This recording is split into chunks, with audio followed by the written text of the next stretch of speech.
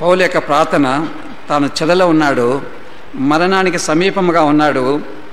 ఆయన కోరిక ఆ నీరో చక్రవర్తి యొక్క చెర నుండి విడుదల ఆయన కోరలే. ఆయన కోరిక, ప్రభు ప్రతి దుష్కార్యము నుండి నన్ను తప్పించి, అనగా నేను పాపము చేయకుండా నన్ను తప్పించి తన పరలోక రాజ్యమునకు చేరినట్లు నన్ను రక్షించును.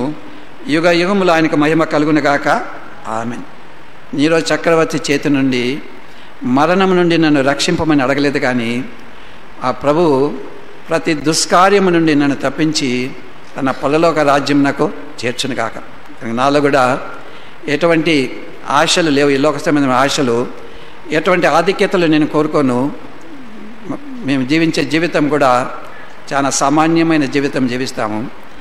పౌలు యొక్క ప్రార్థన, తాను చెరలో ఉన్నాడు, మరణానికి సమీపముగా ఉన్నాడు.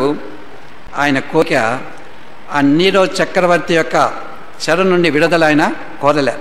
ఆయన కోరిక